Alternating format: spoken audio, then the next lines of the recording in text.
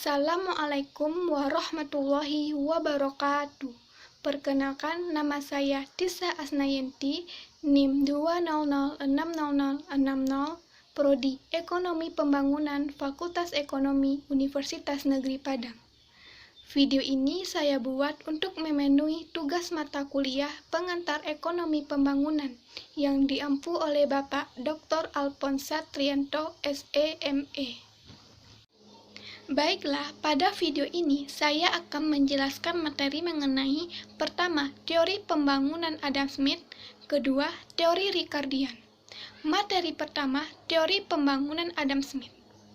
Adam Smith adalah ahli ekonomi klasik yang dianggap paling terkemuka.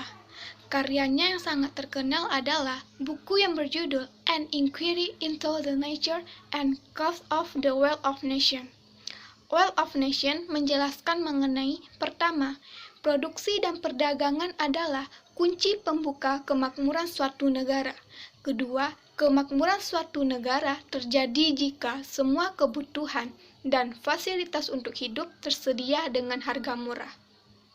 Agar produksi dan perdagangan dapat maksimal, maka dibutuhkan kebebasan ekonomi, yaitu pertama, hak untuk membeli barang dari mana saja, termasuk produk asing, tanpa pembatasan tarif. Kedua, hak untuk mencari pekerjaan dimanapun dikehendaki. Ketiga, hak untuk mendapatkan upah sesuai dengan kemampuan pasar. Pada karya Smith yang berjudul An Inquiry into the Nature and Cause of the Wealth of Nations membahas permasalahan pembangunan ekonomi, yaitu sebagai berikut. Permasalahan pertama, hukum alam. Smith meyakini doktrin hukum alam dalam persoalan ekonomi. Ia menganggap setiap orang sebagai hakim paling tahu akan kepentingan sendiri, yang sebaiknya dibiarkan dengan bebas mengejar kepentingannya itu demi keuntungannya sendiri. Permasalahan kedua, pembagian kerja. Pembagian kerja adalah titik permulaan dari teori pertumbuhan ekonomi. Adam Smith yang meningkatkan daya produktivitas tenaga kerja. Ia menghubungkan kenaikan tersebut dengan pertama, meningkatnya keterampilan pekerja. Kedua, penghematan waktu dalam memproduksi barang. Dan yang ketiga, penemuan mesin yang sangat menghemat tenaga. Pembagian kerja tergantung pada pasar. Pembagian kerja bertambah seiring meningkatnya pasar. Permasalahan ketiga, proses pemupukan modal. Smith menekankan pemupukan modal didahulukan lebih dahulu daripada pembagian kerja. Karena pertama, Smith menganggap pemupukan modal sebagai syarat mutlak bagi pembangunan ekonomi. Kedua, tingkat upah naik melebihi tingkat kehidupan sendiri.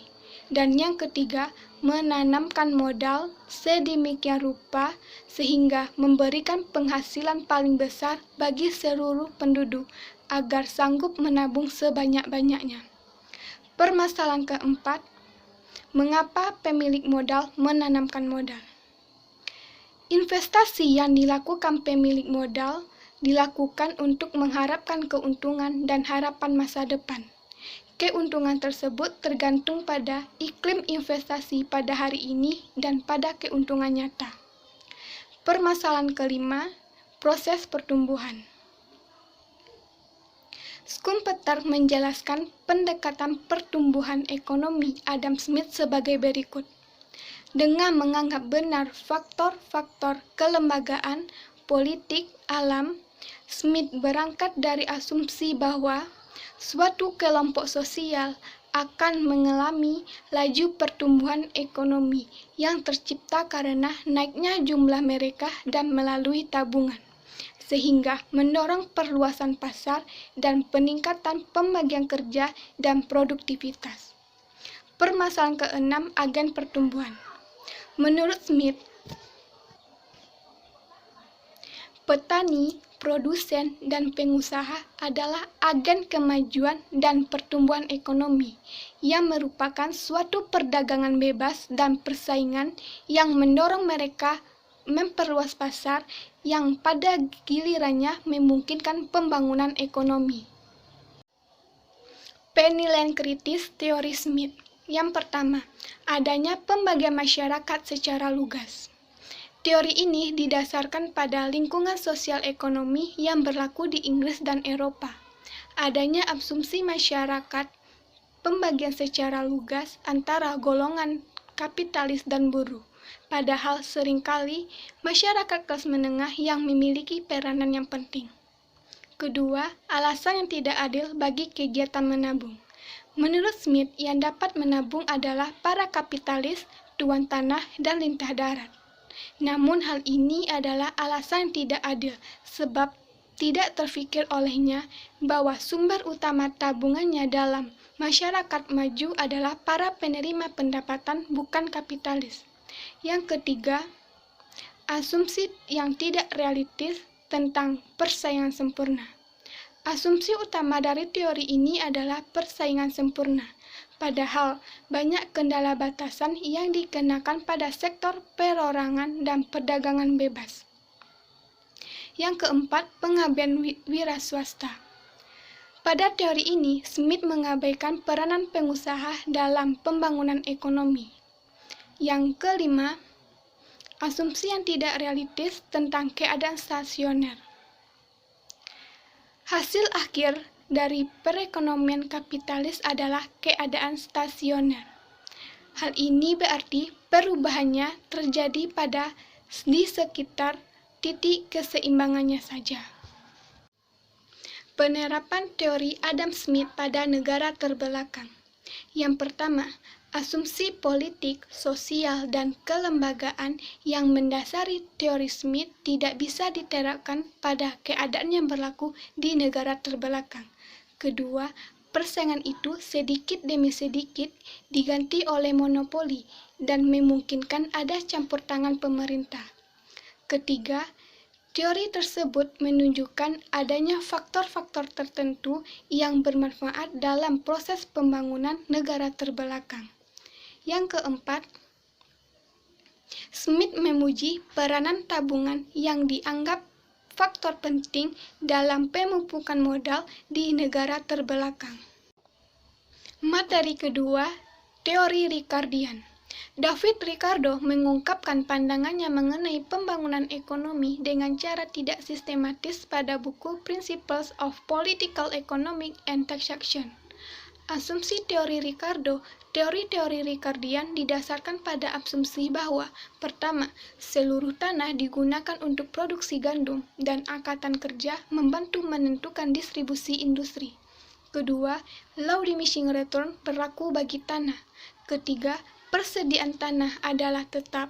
Keempat, permintaan akan gandum benar-benar inelastis. Kelima, buruh dan modal adalah masukan bersifat variabel. 6.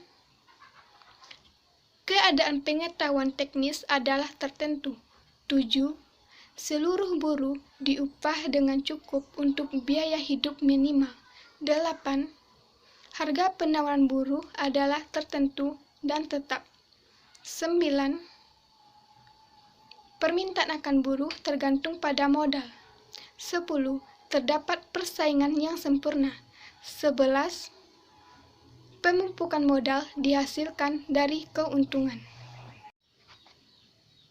Berdasarkan asumsi tersebut, Ricardo membangun teorinya tentang saling hubung antara tiga kelompok dalam perekonomian, yaitu kapitalis, tuan tanah, dan buruh. Keseluruhan pendapatan nasional dibagi-bagikan kepada tiga kelompok tersebut, masing-masing berupa uang sewa, keuntungan, dan upah. Pertama, pembagian sewa, keuntungan, dan upah. Sewa per unit buruh adalah perbedaan antara produk rata-rata dengan produk marginal. Tingkat upah ditentukan oleh cadangan upah dibagi dengan jumlah buruh. Sementara bunga masuk ke dalam keuntungan. Kedua, proses pemupukan modal merupakan keuntungan, sebab keuntungan merupakan kekayaan yang disisihkan untuk pembentukan modal. Pemupukan modal tergantung pada dua faktor, yaitu kemampuan untuk menabung dan kemampuan mau menabung. Yang ketiga, sumber lain pemupukan modal.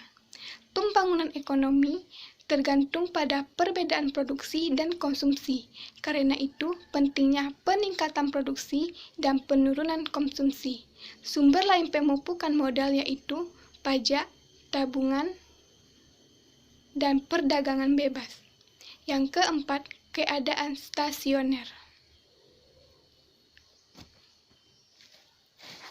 Ada kecenderungan alamiah bahwa tingkat keuntungan akan menurun pada perekonomian sehingga mencapai keadaan stasioner. Penilaian kritis teori Ricardian. Pertama, pembangunan pertanian. Ricardo menekankan pentingnya pembangunan pertanian mengenai pertumbuhan ekonomi. Kedua, tingkat keuntungan. Ricardo membela peningkatan tingkat keuntungan dalam pembangunan ekonomi, sebab modal tergantung pada kenaikan itu. Ketiga, pentingnya tabungan. Ricardo menekankan pentingnya tabungan bagi pemupukan modal. Keempat, perdagangan luar negeri. Perdagangan luar negeri sebagai sarana memperbaiki perekonomian, sebab membawa manfaat dan peningkatan pendapatan. Kelima, teori dinamis, menganalisa pengaruh-pengaruh perubahannya dan berbagai variabel di dalamnya. Kelemahan teori Ricardo. Pertama, mengabaikan pengaruh teknologi. Kedua, pengertian yang salah tentang keadaan stasioner. Ketiga, pengertian yang salah tentang penduduk. Keempat, kebijaksanaan pasar bebas tidak bisa diterapkan. Kelima, mengabaikan faktor-faktor kelembagaan. 6. Teori Ricardo adalah teori distribusi, bukan teori pertumbuhan. 7. Tanah juga menghasilkan selain gandum. 8. Buruh dan modal bukanlah koefisien tetap. 9. Mengabaikan tingkat suku bunga. 10. Ekonomi, pembangunan, dan perencanaan. Teori Ricardo dan negara terbelakang. Pertama, teori Ricardo juga memperlihatkan pentingnya pemupukan modal melalui pembangunan pertanian dan pentingnya perluasan berbagai sumber tabungan dan kenaikan tingkat keuntungan. Kedua, teori Ricardo tidak mungkin sepenuhnya diterapkan di negara terbelakang, tetapi ia juga menunjukkan faktor-faktor yang menghambat tingkat pertumbuhan ekonomi negara tersebut. Sekian materi yang dapat saya sampaikan mengenai teori pembangunan Adam Smith dan teori Ricardian. Saya akhiri dengan wassalamualaikum warahmatullahi wabarakatuh.